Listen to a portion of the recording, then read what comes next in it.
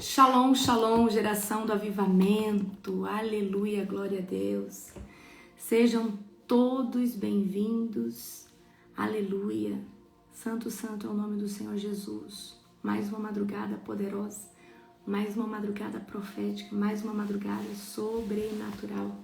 Aleluia, glória a Deus. Toda a honra e toda a glória ao Senhor Jesus. Amém? Já quero profetizar um dia abençoado. Hoje é Shabbat Shalom, né? O sábado do Senhor. Já declaro um tempo precioso, um tempo de glória, um tempo profético sobre a tua vida, sobre a tua casa, sobre a tua família. Shalom, shalom, Shabbat Shalom para você. Amém? Se aceita um cafezinho? Toda a honra e toda a glória ao Senhor Jesus. Aleluia, glória a Deus. Como está a expectativa do seu coração? Amém? Como Deus é maravilhoso. Que madrugada poderosa. Vocês estão de parabéns. Geralmente quando é uma madrugada de sábado, né, amor? E de domingo o pessoal nem quer orar, né? Nem quer dormir. Mas eu acredito que para os intercessores do Senhor não existe sábado, não existe domingo, não existe folga, não existe férias, né? Porque eu acredito que quem está ali dentro do campo de batalha, quem está na posição de guerra, não tem essa folga, né? A gente é convocado todos os dias. Não tem, eu vou descansar esse final de semana. Uma vez que você entende que você foi forjado para estar no campo de batalha, né? Não tem, né? Sábado e domingo. Glória a Deus. Vocês estão de parabéns. Eu quero que você conta para mim como que tá seu jejum. Tá difícil? Tá apertado? Né? Hoje é o 8º dia, certo? Hoje é dia 8. Dia 8. Então já tem 8 dias que nós estamos intercedendo e nós estamos clamando, guerreando, amém? E tá sendo sobrenatural, certo? Glória a Deus. Então eu quero que você continue, né? Firme, forte. Então eu sei que às vezes o jejum tá apertado, talvez você nunca jejuou dessa forma. Sempre tem um pessoal novo que vem jejuar conosco. Então aguenta firme, certo? Né? Dor de cabeça. Gente, quem tiver com dor de cabeça, água, sal e limão. Só que toma o sal, é o sal mineral. Integral. Toma o sal integral. O sal integral é o sal grosso. Sabe esse sal para churrasco? Bate ele no liquidificador e toma esse sal, porque esse sal tem as propriedades que você precisa para hidratar o seu corpo. Então, né, pega ali. Eu geralmente, quando eu tenho dor de cabeça, né, quando eu já começo num jejum bem forte, eu pego uma água com gás. Eu gosto muito de água com gás. Eu pego uma água com gás, eu pego um limão, eu espremo um limão ali e coloco uma colherzinha daquelas de café, generosa de sal, e vou tomando devagarzinho. E tira a dor de cabeça, o seu corpo vai hidratar. Eu quero que você entenda que o seu corpo precisa de sais. E essa água, geralmente, que a gente toma, ela não, né, ela não tem tudo aquilo que você precisa para hidratar. E o fato, às vezes, de estar de jejum, você toma muita água, e aí você acaba indo muito no banheiro, por exemplo. Vamos supor que você está de jejum, aí você toma muito tererê, muito chá, né? Às vezes ali é uma forma, às vezes você fala, eu vou tomar água, eu vou, certo? Para passar essa fome. E aí você vai no banheiro várias vezes. E ao ir no banheiro várias vezes, você perde muito potássio, sódio. E aí você tem essa sensação. Aí você acha, nossa, eu tô me hidratando, mas você tá se desidratando. Amém? Certo? Então é dessa forma. E, gente, como que é? Como que tira o sono? Gente, eu quero que vocês entendam. Se você quer acordar 2h20 da manhã, 2h30 da manhã, você tem que se policiar. Foi algo que eu fiz, que é dormir cedo. Então eu tenho uma rotina, né? Por exemplo, deu 6 horas da tarde, eu já paro de fazer qualquer coisa. Às vezes eu posso estar no computador, eu já vou tomar um banho quentinho, vou me arrumar, me ajeitar. Se tem culto, eu vou escutar o culto. E aí já, né, após o culto eu vou dormir. Mas geralmente, quando não tenho nenhum compromisso, 7h30 eu estou indo deitar. Até 8 horas, 8h30 eu dormi. Então, eu acordo 2h30, tranquilamente, já pronta pra guerra, animada, muito animada, porque eu me policio a dormir cedo. A questão também, para você não ter sono, não coma à noite. Então, não jante.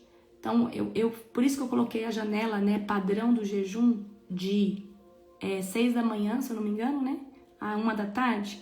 Por quê? Essa janela, você se alimenta dentro dessa janela e depois da 1 da tarde você não se alimenta mais. Agora, deixa eu ensinar vocês a dormir rapidinho. Faz 10 respiração profunda assim, ó. Inspira pelo nariz, solta devagarzinho pela boca, deitado. Faz 10 vezes, 12 vezes, bem profundo assim, ó. Oxigena o cérebro e você dorme rápido. Rápido, tá? Você dorme bem rapidinho. Então, como que você vai dormir? Faz a respiração. Inspira, solta devagarzinho pela boca. Faz 12 vezes, fecha o seu olho, começa a pensar num salmo. Às vezes você não... eu falo, conta até 30, você não consegue nem contar até 30. Amém? Eu falo pra você que você dorme rapidinho e dorme profundamente, porque o seu cérebro vai oxigenar. E aí você entra no modo de relaxamento. Eu fui aprender isso bem depois. Eu tinha uma dificuldade muito grande, né, amor, pra dormir. Agora o apóstolo sabe quando eu quero dormir. Quando ele me vê assim, ó... Eu já começo a fazer isso antes de ir pra cama. Aí na cama eu faço mais umas 12. Amém? E o apóstolo fala, você já vai dormir. Porque eu deito a batata. Você dorme. Amém? Por quê?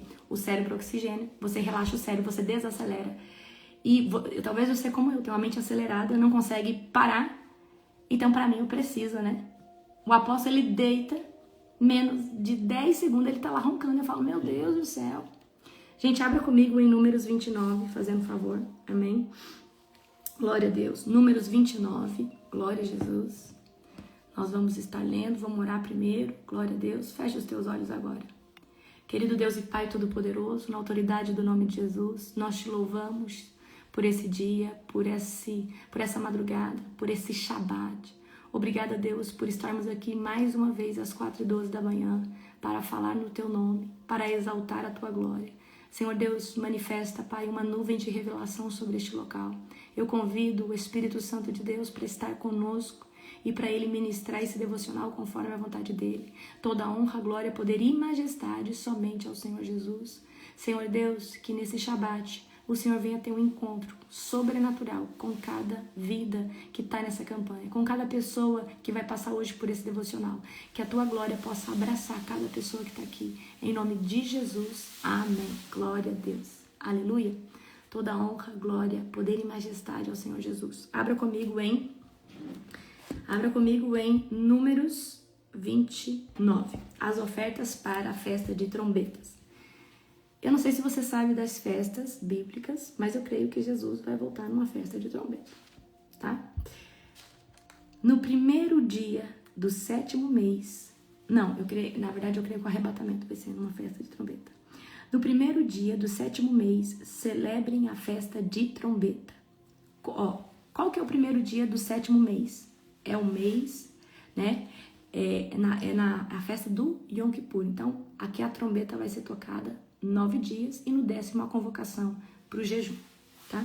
Convoque um dia oficial da reunião sagrada, no qual não farão nenhum trabalho habitual.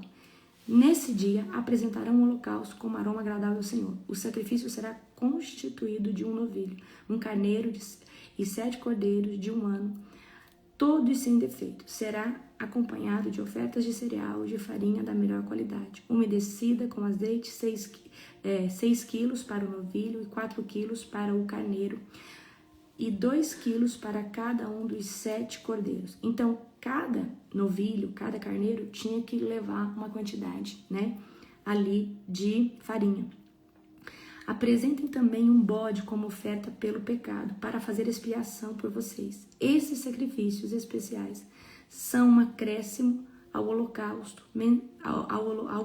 holocaustos mensais e habituais, e serão apresentados como ofertas de cereal e as ofertas derramadas prescritas para os acompanha. São uma oferta especial, um aroma agradável ao Senhor. As ofertas para o dia da expiação é o subtítulo. No 10º dia do 7º mês, convoque outra reunião sagrada. Nesse dia, o dia da expiação, vocês se humilharão e não farão nenhum trabalho habitual. Quando a gente começa a ler o texto, está falando do Rosh Hashanah, que é a celebração, né, desse novo ciclo que está iniciando, né? E aqui a gente já está lendo sobre o dia 10, que é o dia do jejum. Nesse dia, o dia da expiação, vocês se humilharão e não farão nenhum trabalho habitual. Apresentem um holocausto como aroma agradável ao Senhor. Será constituído de um novilho, um carneiro e 7 cordeiros de 1 ano e todos sem defeito. Os sacrifícios serão acompanhados de ofertas de cereal e de farinha da melhor qualidade, umedecida com azeite. 6 quilos de farinha da melhor qualidade para o novilho, 4 quilos de farinha da melhor qualidade para o carneiro e 2 quilos de farinha da melhor qualidade para cada 7 cordeiros. Apresentem também um bode como oferta pelo pecado. Essa oferta é um acréscimo à oferta pelo pecado apresentada para a expiação, ao holocausto habitual como oferta de cereal e às ofertas derramadas que o acompanham. Agora a oferta para a festa das cabanas. No 15º dia do 7º mês, convoquem outra reunião sagrada. Nesse dia não farão nenhum trabalho habitual. É o início da festa das cabanas, uma festa de 7 dias em homenagem ao Senhor. No primeiro dia da festa, apresentem um holocausto como oferta especial, um aroma agradável ao Senhor. Será constituído de 13 novilhos, 2 carneiros e 14 cordeiros de 1 ano, todos sem defeito. Cada um desses sacrifícios será acompanhado de uma oferta de cereal, de farinha da melhor qualidade, umedecida com azeite, 6 quilos para cada um dos 13 novilhos, 4 quilos para cada um dos 2 carneiros e 2 quilos para cada um dos 14 cordeiros. Apresentem também um bode como oferta pelo pecado, além do holocausto habitual como oferta de cereal e a oferta derramada que o acompanham. No segundo dia da festa, sacrifiquem 12 novilhos, 2 carneiros e 14 cordeiros de 1 ano, todos sem defeito. Cada um desses sacrifícios de novilhos, carneiros e cordeiros será acompanhado de sua oferta de cereal, de sua oferta derramada, conforme o número prescrito. Apresentem também um bode como oferta pelo pecado, além do holocausto habitual como oferta de cereal e a oferta derramada que o acompanha. No terceiro dia da festa, sacrifiquem 11 novilhos. Você tá vendo que para cada... Aqui, ó. A festa das cabanas, que significa festa dos tabernáculos. Significa que Deus vem tabernacular conosco, tá? Eu creio que a volta de Jesus pode ser dentro dessa festa. Dentro desses dias de festa. São 7 dias. Para cada dia, Deus está dando uma instrução do que Ele quer como holocausto. No terceiro dia de festa, sacrifiquem 11 novilhos, 2 carneiros e 14 cordeiros de 1 ano, todos sem defeito. Para um desses sacrifícios de novilhos, carneiros e cordeiros será acompanhado da sua oferta de cereal, e sua oferta derramada, conforme o número prescrito. Apresentem também um bode como oferta pelo pecado, além do holocausto habitual, como oferta de cereal e oferta derramada que o acompanha. No quarto dia de festa, sacrifiquem 10 novilhos, 2 carneiros, 14 cordeiros de 1 ano, todos sem defeito. Cada um desses sacrifícios de novilhos, carneiros, cordeiros será acompanhado de sua oferta de cereal e de uma oferta derramada, conforme o número prescrito. Apresentem também o bode como oferta pelo pecado, além do holocausto habitual como oferta de cereal, a oferta derramada que o acompanha. No quinto dia de festa, sacrifiquem 9 novilhos, 2 carneiros, 14 cordeiros de 1 ano, e todos sem defeitos. Cada um desses sacrifícios de novilhos, carneiros e cordeiros será acompanhado de sua oferta de cereal, de sua oferta derramada. Conforme o número prescrito, apresentem também um bode como oferta pelo pecado, além do sacrifício habitual, como oferta de cereal, oferta derramada que o acompanha. No sexto dia de festa, sacrifiquem 8 novilhos. O que a gente está vendo? Que os novilhos estão diminuindo, tá? Os bois. A gente vê que aqui, ó, no quinto dia eram quantos novilhos? 9. Agora, no sexto dia, é 8 novilhos.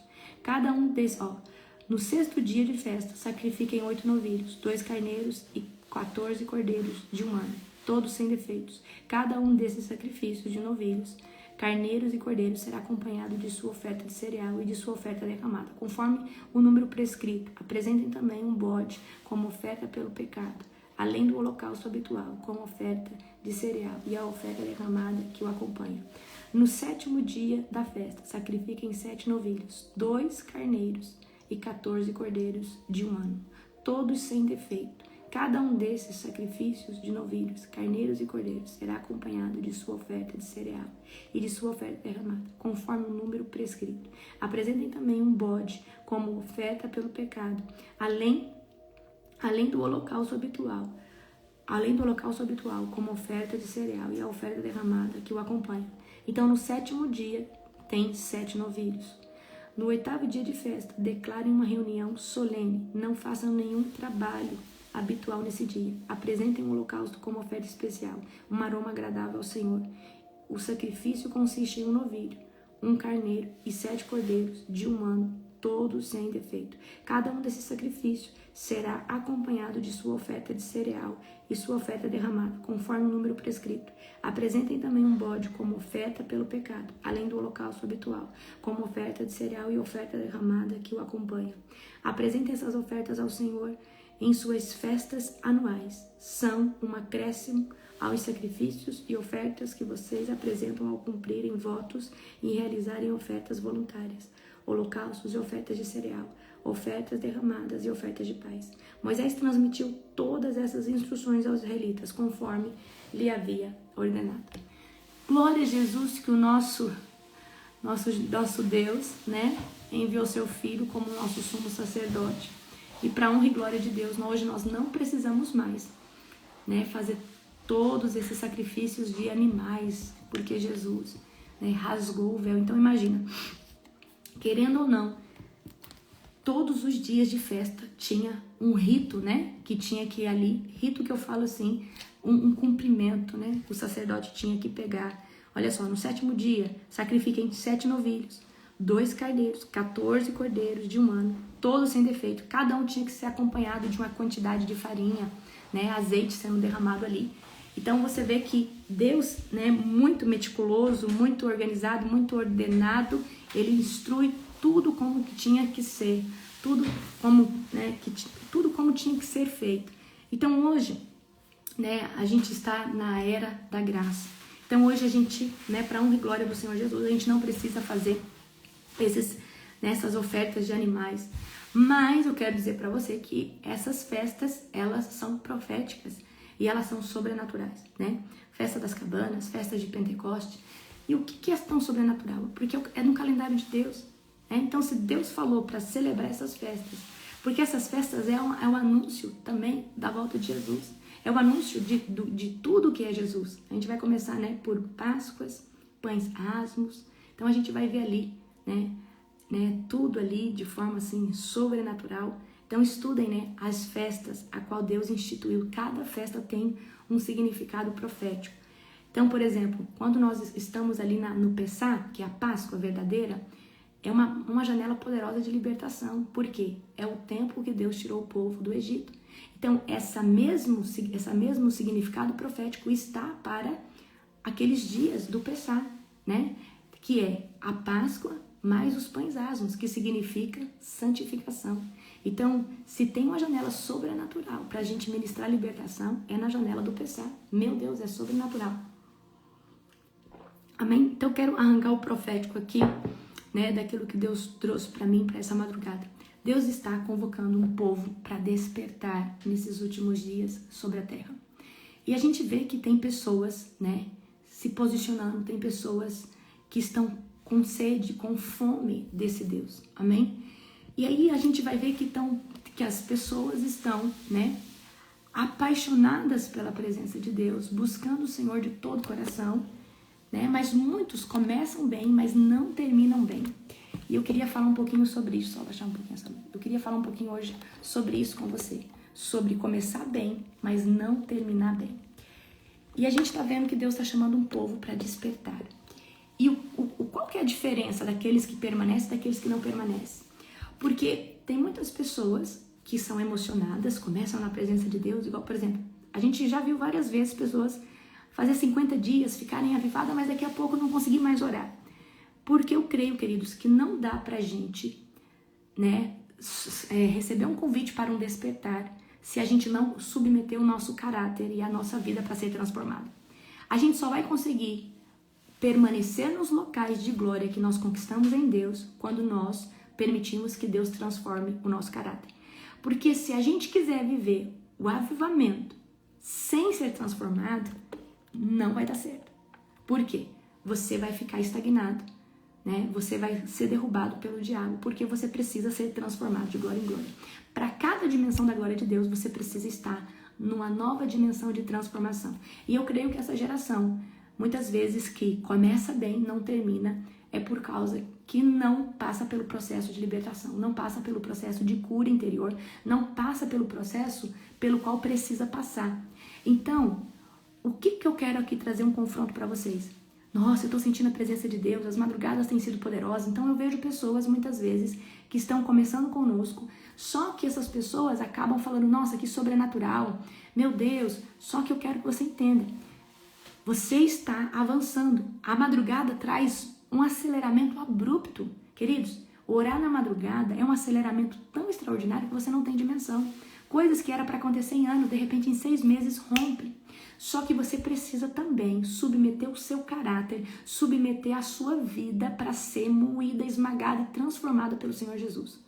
Então, por que essa geração muitas vezes não consegue permanecer e acaba retrocedendo e não conseguindo se estabelecer nesses locais de santidade? Por quê? Para cada novo nível da glória de Deus, Deus vai pedir um novo nível de transformação.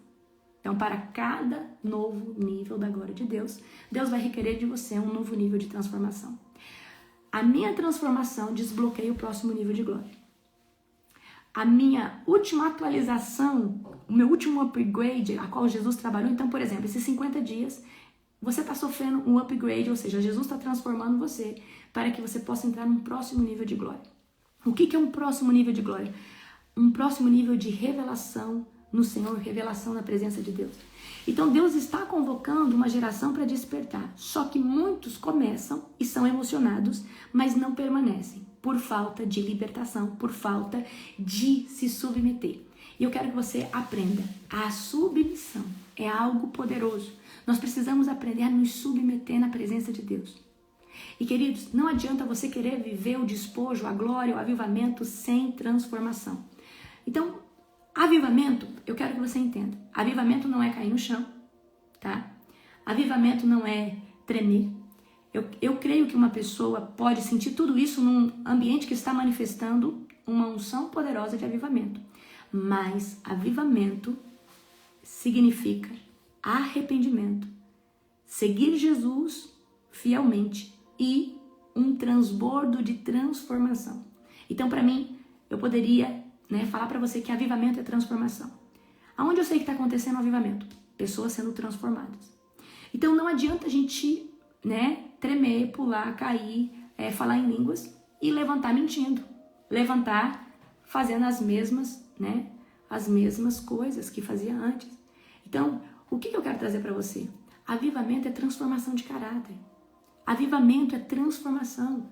Queridos, avivamento de verdade é quando Jesus toca no seu caráter. Amém? Então vamos lá. Então não existe avivamento sem arrependimento. Então para mim, como eu fui avivada no secreto, eu comecei a buscar o Senhor no secreto. Eu não fui avivada dentro de uma igreja, eu fui avivada dentro de um quarto orando.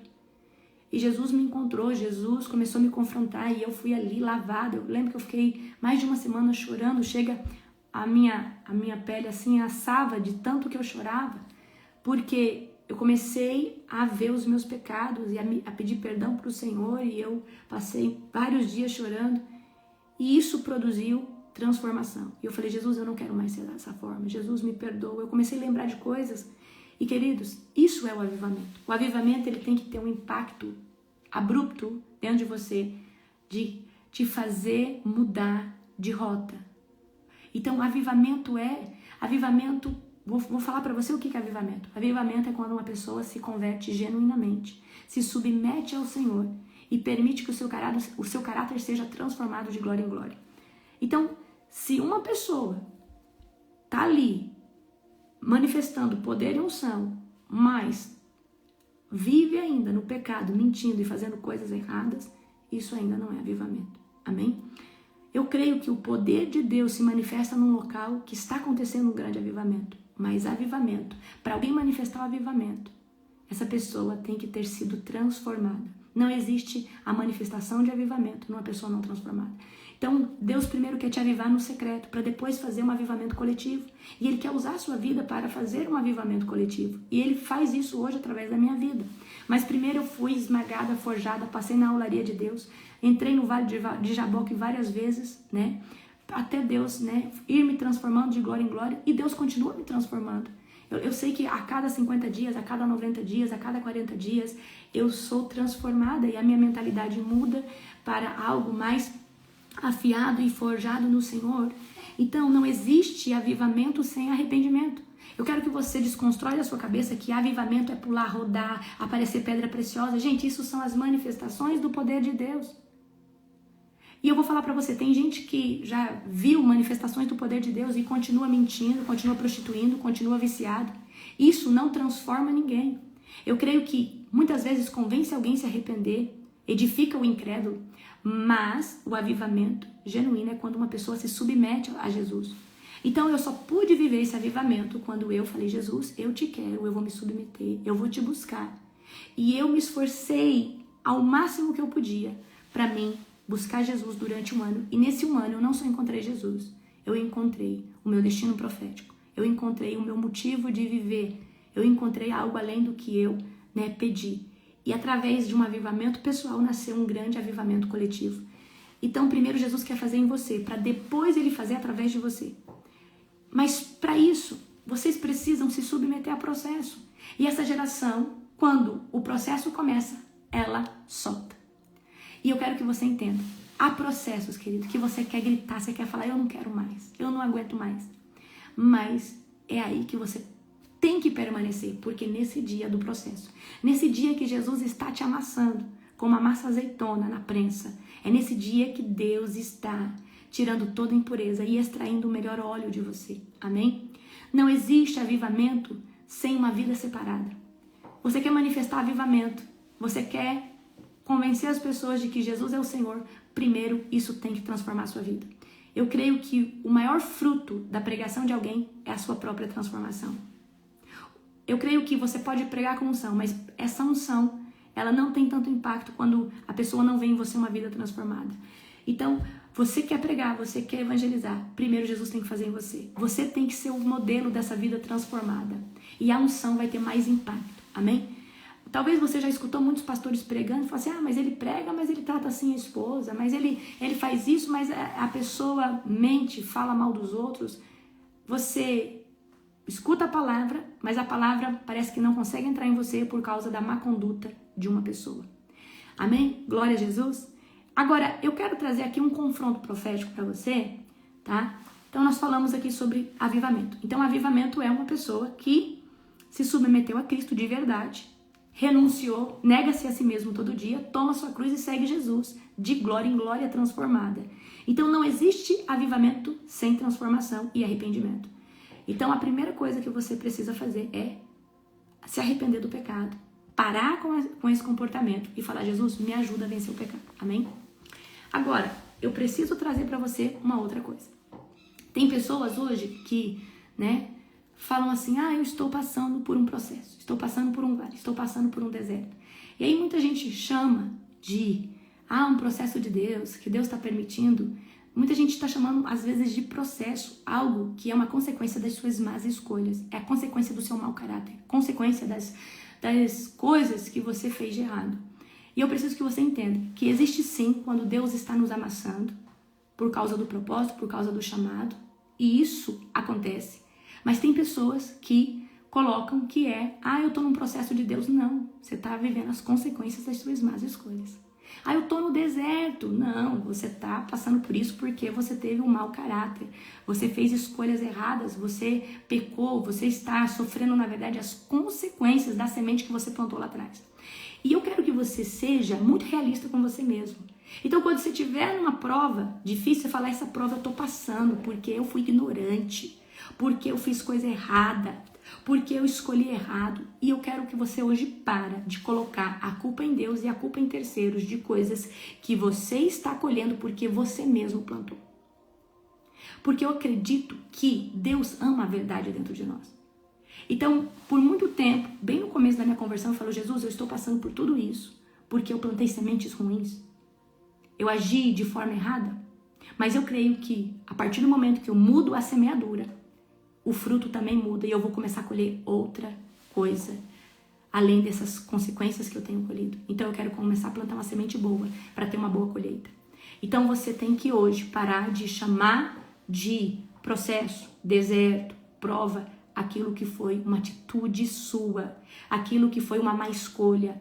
Ah, porque eu tô passando uma prova com meu marido, você que escolheu ele. Agora você aguenta, você é uma carne só, ora pela vida dele, tá? Não conseguiu esperar aquilo que Deus estava separando para você, quis entrar na frente e escolher do seu jeito, fazer do seu jeito, não quis olhar, não quis escutar talvez pessoas que falaram, olha, cuidado essa pessoa, porque às vezes é assim, queridos, e a pessoa lá na frente se arrepende, amém? Então eu quero que você fale assim, bom, Jesus, eu estou passando por isso porque eu fiz uma má escolha. Jesus, eu estou passando por isso porque eu me precipitei. Jesus, eu estou passando por isso porque eu tolerei, amém? E esses dias eu estava fazendo uma coisa boba, uma coisa secular, né? E aí tem coisas que às vezes vem rachada e a gente quer consertar coisas que vem rachada. Enquanto a gente tem que terminar de quebrar aquilo que está rachado e jogar fora. Amém? E eu vou contar pra você como que Deus fala comigo em todo o tempo. Eu gosto muito de arrumar as gavetas da minha casa, então eu vivo comprando cabide, organizadores, né? Eu lembro que eu comprei uns organizadores assim, para colocar nas gavetas. Eu gosto assim de colocar tudo bonitinho, né, nas minhas coisas, na do apóstolo, certo? E aí chegou meus organizadores, umas coisinhas de acrílico pequeno, tal. E a grande, eu lembro que eu pedi uma caixa enorme, cheia. E a última tava rachada. E naquele momento, né, eu com preguiça de fazer uma devolução pela Shopee, que isso aí, quem poderia fazer é o apóstolo, não tenho essa paciência. Mas eu tinha chegado várias. E ali, ela estava rachada e eu poderia passar uma fita, pegar um super bonde, colar e usar ela daquela forma, para não ter aquele afã de ir lá e trocar. Só que naquele momento o Espírito Santo falou comigo, para de tolerar aquilo que está rachado. E aí o Espírito, na hora eu senti um comando profético. Eu peguei aquela, era um organizador de acrílico mais comprido, e eu terminei de quebrar aquele que estava rachado. E eu joguei ele fora. Então o Senhor falou assim, a partir de hoje, não tolere mais o que está rachado. Não tolere mais aquilo que não tem caráter. Não tolere mais aquilo que você acha que com o tempo vai ser transformado. Não tolere mais. Porque a partir de hoje, o seu ministério está num outro nível. E você não pode mais tolerar falta de caráter, você não pode mais tolerar mentira, você não pode tolerar mais esse tipo de coisa e pensar que eu vou trabalhar. Não, aquilo que está rachado você quebra. O que Jesus estava falando comigo? Muitas vezes a gente tolera pessoas que têm um caráter rachado. Que a gente fala assim, vai melhorar. Jesus vai tratar. E aí a gente começa a carregar fardos que nem nosso é. E ali, quando o Espírito Santo falou assim, você vai continuar tolerando aquilo que está rachado? E aí eu quebrei e joguei ali na caixa. O Espírito Santo falou assim, é isso que você tem que fazer. Aquilo que está rachado, deixa eu quebrar. Então eu senti de Deus que tem coisas que a gente não pode colocar em uso, porque ele tem que passar na olaria de Deus. E ele tem que... É um vaso rachado, então Deus tem que terminar de quebrar, colocar no pilão, deixar virar pó, para ser refeito novamente. Então, eu não sei se você é assim, mas Jesus fala comigo de uma forma profética, tá? Então, ali Deus estava falando comigo sobre o remendo, tá? Você tentar remendar, tentar tampar, tentar falar assim, não, tá tudo bem, essa pessoa tem uma ferida de alma, mas ela vai melhorar, essa pessoa, ela é muito boa para a obra, mas eu sei que tem algo aqui que Deus... Não, tem que ser confrontado, tudo tem que ser confrontado. Aquilo que está rachado tem que ser confrontado. E os profetas de Deus são homens e mulheres que estão para confrontar o que está errado. Eu creio que o maior instinto de um profeta genuíno, tá? O maior instinto de um profeta genuíno é o confronto sobre o pecado. O profeta, ele mais confronta sobre pecados do que ele profetiza. Então o profeta, ele tem um senso de justiça muito grande. E ele precisa falar o que é certo e errado, mas ele só vai conseguir ser um profeta que vai confrontar sobre o pecado uma vez que a vida dele é alinhada. E ele reconhece também que ele também está num processo constante em Deus, sendo trabalhado, forjado e moldado. Porque também não adianta você achar que você é o super-homem e está todo mundo em pecado. Não, você tem que ter consciência que você também está num processo. Porque senão, queridos, você fica altivo, soberbo e acha que você é um super-homem. Então eu estou trazendo aqui para você isso. Não tolere aquilo que tem meia-verdade. Não tolere coisas que não dá mais para levar. Deus vai nos colocando sempre numa nova estação. E para cada nova estação, Deus vai exigir posicionamentos de nós mais radical. Deus vai exigir posicionamentos de nós mais afiado. E eu tenho visto isso a cada nova estação que a gente entra. Então não tolere aquilo que está rachado. Não tolere, né? Ah, mas eu vou deixar essa pessoa aqui. Mas, querido, se essa pessoa, ela tá cheia de fardo, ela não quer se livrar das suas bagagens, ela pode ser um Jonas no seu barco. Então a gente precisa ter essa consciência.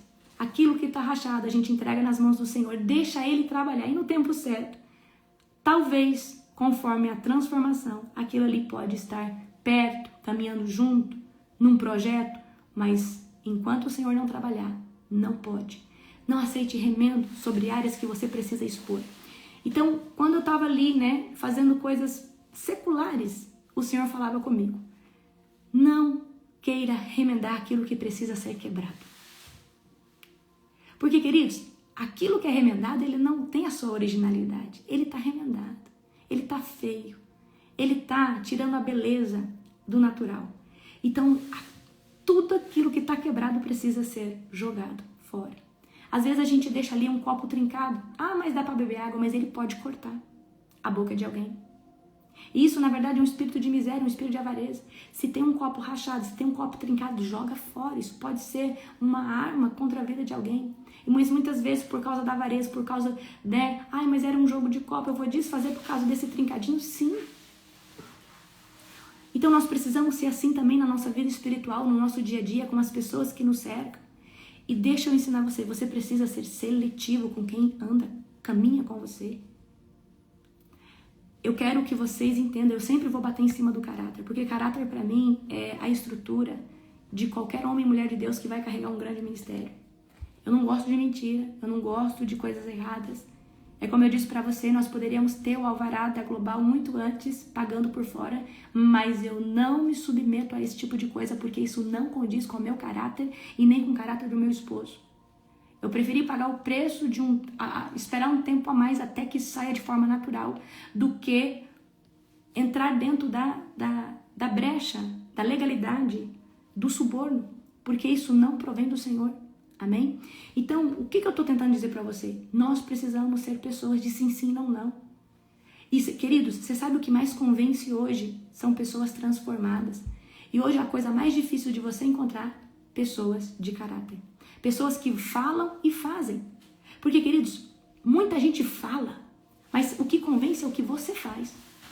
Você pode falar que você é de Deus, que você é isso, que você é aquilo, mas você sabe por que tantas pessoas, né, Deus, né, já me deu uma palavra que as pessoas viriam como enxame de abelha, aonde eu fosse havia uma unção, né, de multidões. E por quê? Porque as pessoas sabem que existe uma unção, mas tudo aquilo que eu falo, eu cumpro. E quando você fala e cumpre, você gera confiança. As pessoas confiam no seu caráter. As pessoas confiam no caráter que você carrega. E é isso que vai sustentar o seu chamado e o legado ao qual Deus depositou na sua vida. Então, eu vejo hoje pessoas, muitas vezes, crescendo muito rápido ministerialmente. E eu vejo um perigo abrupto nisso. Lembra que eu falei para vocês sobre, né? Deixa eu achar esse versículo.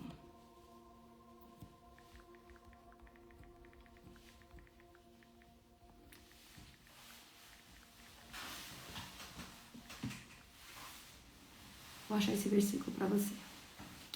Glória a Jesus. Se eu não me engano, tá em Isaías. Ó. Deixa eu ver.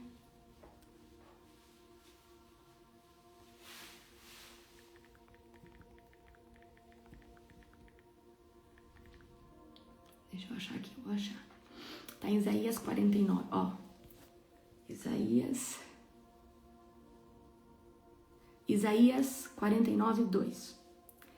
Fez a minha boca como espada afiada, na sombra da sua mão me escondeu.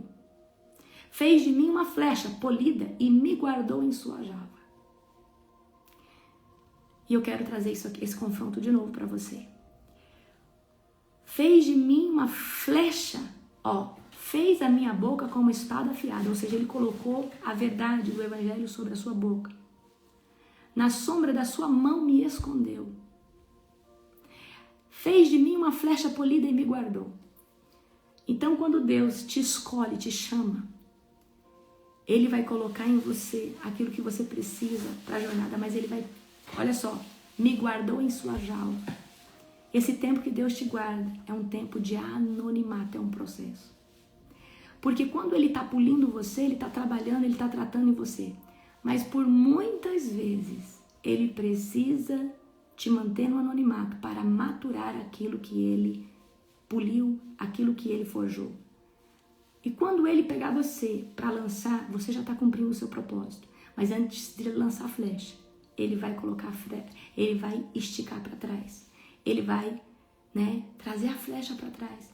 E esse tempo de Deus trazer a flecha para trás é um processo também. Você está no propósito. E aí você fala assim, nossa, parece que agora ficou lento, parece que as coisas estão andando devagar. Mas não, na verdade, Deus está em outro processo com você. E quando Ele lança a flecha, aí não tem volta atrás. Aí você vai chegar num local que não tem mais volta atrás. Eu vejo muitos ministérios, muitas pessoas crescendo muito rápido, sem passar por esse processo da aljava. Sem passar pelo processo de Deus polir a flecha. Você é uma flecha. E você precisa permitir que Deus venha polir você, esconder você debaixo da sombra da mão dele. Ou seja, existe tempo que Deus está trabalhando dentro, está lapidando o caráter, está mexendo na estrutura. Quando estiver pronto, Ele esconde na aljava. Aí Ele deixa você no anonimato. Nesse tempo de anonimato, Deus está trabalhando, crescendo, fazendo, estabelecendo. Deus, e aí tem muita gente que fala, meu Deus, por que não acontece comigo, fulano, Beltrano? Calma, viva, aproveite, desfrute esse tempo. Porque depois vem o processo onde Deus já te colocou no propósito, mas agora, você fala, agora vai, mas aí a flecha é esticada para trás. Vem o tempo que Deus vai provar aquilo que Ele já colocou dentro de você. Porque para Ele lançar a flecha, Ele precisa provar.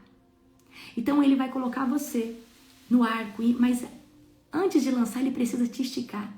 E eu creio de todo o meu coração que o período mais difícil é o que você está no arco de Deus. Mas você ainda não foi lançado e você está sendo esticado para trás.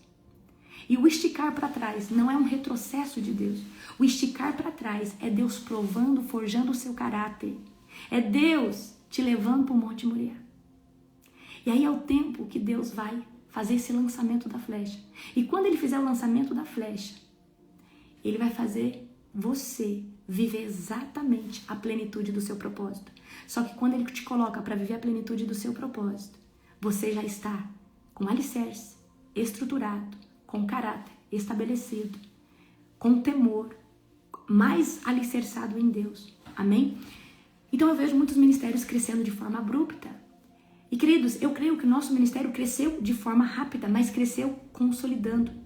Nós não crescemos em visibilidade e fama, não. Nós crescemos em construção de jejum, oração, transformação, de glória em glória, Então eu creio que nós crescemos como ministério, nós crescemos, os líderes desse ministério cresceu, só que nós crescemos debaixo da honra, debaixo do caráter, debaixo de princípios, e eu creio que nós não podemos negligenciar esse tempo que é precioso.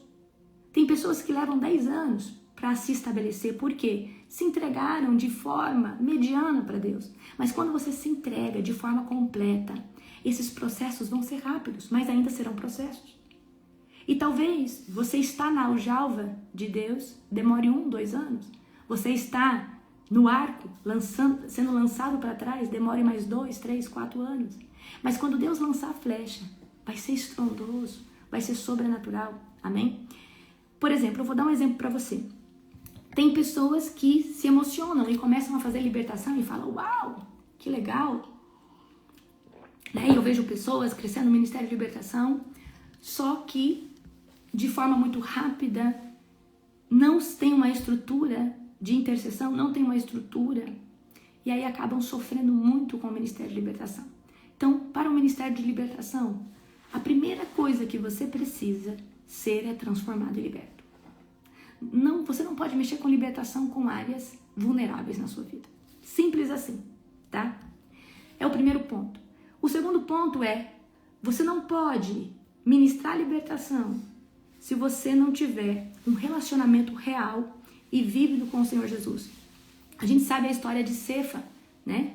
Ele tentou expulsar os demônios através do Deus que Paulo prega, Jesus. Ele tentou usar o nome de Jesus sem ter um relacionamento e os demônios ó bateram nele.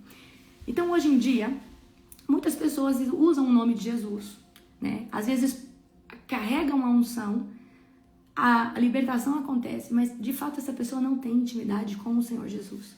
Eu quero que você entenda, se você não estiver consolidado na palavra de Deus, entender o Pai, o Filho e o Espírito Santo, se você não tiver uma visão cristocêntrica do mundo espiritual, se você não entender de fato o nome de Jesus, o poder que há no sangue de Jesus, e toda hora você está dando palco para Satanás, o Satanás vai te enganar.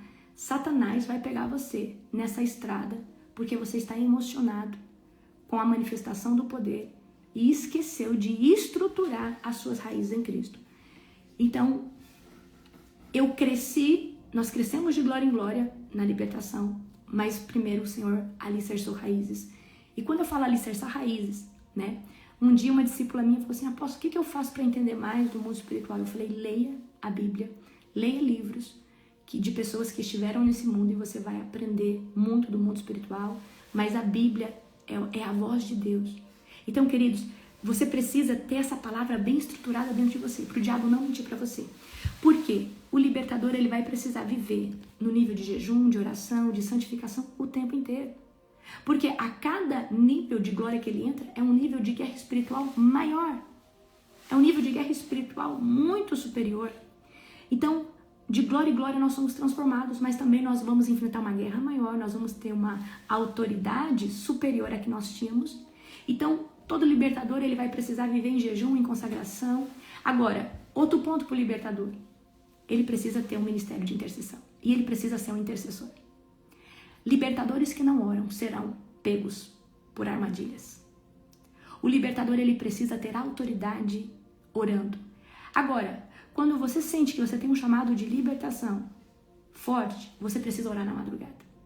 Não é só você orar, você precisa ter pessoas que oram pela sua vida e te cobrem. Então, eu vejo hoje pessoas querendo mexer com libertação sem ter cobertura de oração, sem ter cobertura espiritual, sem ter uma vida de oração genuína.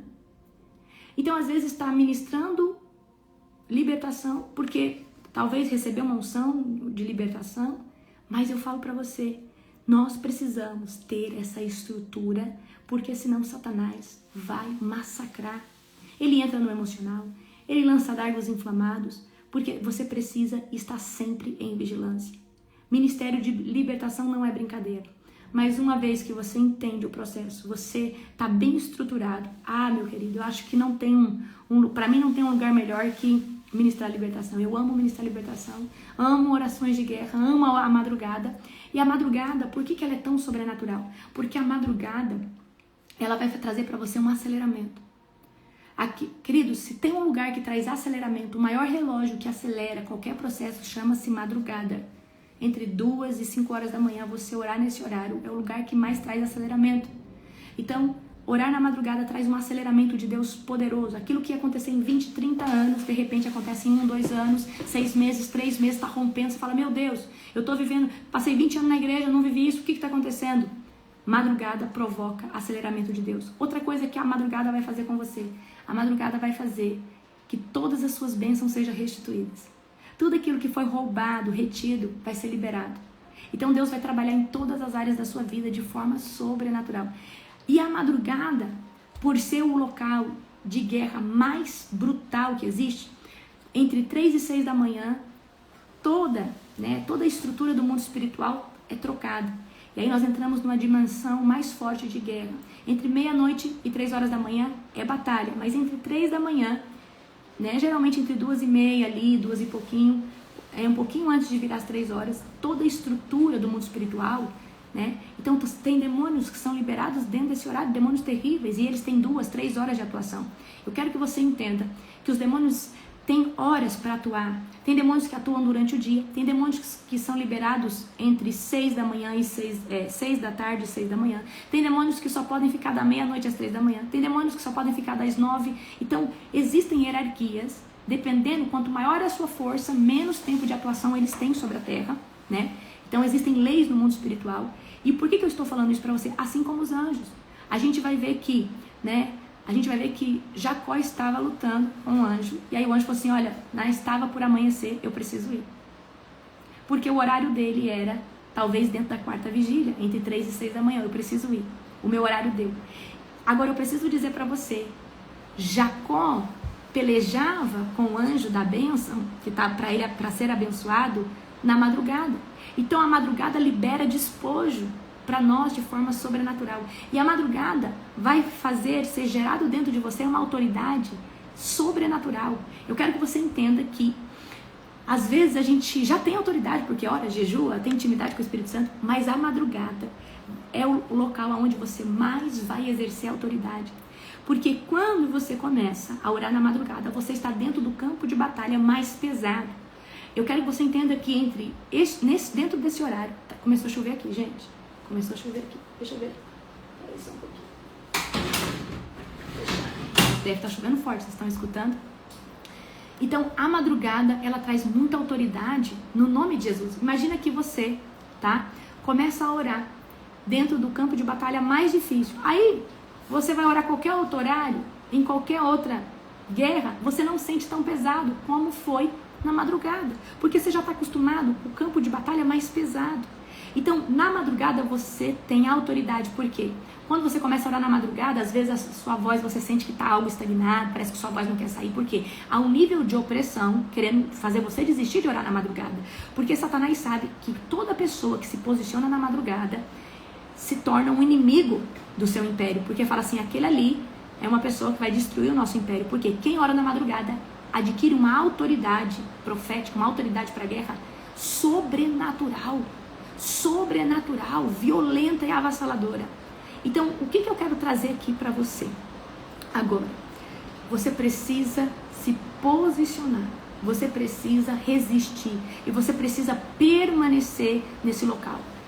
É muito bom ter autoridade, é muito bom ter revelação, é muito bom ser usado por Deus, é muito bom anunciar o evangelho, mas melhor ainda é ter um relacionamento íntimo com a pessoa do Senhor Jesus. Não adianta a gente querer ter autoridade, querer ter todo esse despojo sem relacionamento. E eu quero dizer algo para você. Esse relacionamento que você vai constituir com o Senhor é o que mais vai trazer intimidade. Demônio não tem medo de quem ora, porque tem muita gente orando por protocolo, jejuando por protocolo e não sendo transformada. Existe sim, pessoas que fazem aquilo ali, eu acordo na madrugada, mas eu fico lá no celular fazendo qualquer outra coisa, só escutando a oração. Você precisa ou estar concentrado na oração em concordância ou precisa estar orando junto. Agora, tem pessoas que muitas vezes brincam com essa questão para falar, eu faço, eu fiz. Mas quando os demônios eles têm medo de uma pessoa que tem o cheiro de Jesus. Então, ontem Jesus estava falando comigo de novo e toda hora Jesus está falando comigo. E aí eu e o apóstolo, o que nós estávamos indo fazer, amor, ontem? Indo levar o cachorro veterinário. Não. Ontem o apóstolo tinha ido numa loja lá, acho que no centro da cidade. E aí eu pedi pra ele passar e comprar uma mexerica pra mim, que eu gostei muito, muito docinha. Eu falei, amor, compra aquela mexerica, acho que foi a melhor que eu já provei. E aí quando eu pego a caixa de mexerica, e eu comecei a descascar, o Espírito Santo falou assim, que buscar Deus é como chupar uma mexerica. Aquele que busca Deus e começa a descascar, né? Aquele que busca Deus começa a ter o cheiro de Deus. Aquele que chupa uma mexerica, é impossível não ter cheiro de mexerica nas mãos.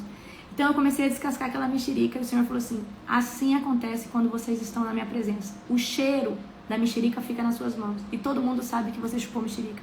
Todo mundo sabe que você consumiu essa fruta. Assim sou eu. Quando vocês estão na minha presença, o meu cheiro fica nas mãos de vocês, nos lábios de vocês, na alma de vocês, no espírito de vocês, no corpo físico de vocês. O meu cheiro impregna em vocês. Então, como que a gente descobre quem chupou a mexerica? É só cheirar as mãos. Tem um cheiro de mexerica, um cheiro cítrico, maravilhoso, eu amo. E aí Deus falava comigo que assim é Ele. Entendeu? Então assim, você pode até pedir para alguém descascar a mexerica para você, certo? E aí você pode até chupar a mexerica, ou seja, alguém pode até te ajudar a buscar Deus por um tempo, mas vai chegar um tempo que você vai ter que descascar a mexerica, você vai ter que buscar Deus sozinho, amém? Então, muitas vezes, né, as pessoas nos levam para o caminho de Deus, nos facilita, mas Deus quer o cheiro dele dentro de nós. Deus, então, assim, a gente vai ver a passagem das virgens prudentes e imprudentes. Não tem como eu transferir óleo da intimidade, porque isso aí cada um tem que gerar. E então eu quero que vocês entrem num local onde Jesus está falando com vocês, todo o tempo, de forma profética, de forma sobrenatural. Eu quero que vocês deixem esse, né, vamos tirar esse paradigma. A gente busca Deus, sim, mas porque Ele já está dentro de nós. A gente, na verdade, desfruta da presença e da glória de Deus. Amém? Aleluia! Bendito é o nome do Senhor. E queridos, eu quero levar vocês a entrar num lugar da glória de Deus, porque a glória é a presença dele manifestando. Eu creio que essa geração do avivamento busca muita unção, e a unção é a capacitação sobrenatural de Deus. Mas quando a gente fala da glória, nós estamos falando dele se manifestando. Ele se manifestando, ele se revelando. Amém? Então, eu sei a diferença quando um ambiente está tomado de unção, e eu sei a diferença quando um ambiente está tomado de glória. Eu não sei se você sabe, mas eu sei reconhecer. Existe um ambiente que é tomado de unção, poder de Deus fluindo. Mas quando o ambiente é tomado da glória, eu fico louca. Eu me perco. Eu falo pra você. Eu sou outra criatura quando eu estou debaixo de uma atmosfera de glória. Porque quando a gente está debaixo de uma atmosfera de glória, nós estamos falando da presença dele sobre o local. Ele se manifestando. O poder dele pode se manifestar, mas quando ele se manifesta, nós estamos falando da glória de Deus. E eu quero que vocês entrem nesse local de desfrutar da glória, de desfrutar da presença dele, como eu disse para vocês no dia de ontem. Vocês fizeram o que eu falei para vocês? Então, por exemplo, um pouco antes de eu entrar na oração, eu estou nos louvores, eu estou aqui, né? Gente, acabou a energia aqui agora. Eu não sei se vai cair a live. Tomara que não, em nome de Jesus. Amém? Vai cair, amor? A gente está no gerador. No break. Ah, tá. A gente está no break aqui. Glória a Jesus. Vai dar pra finalizar.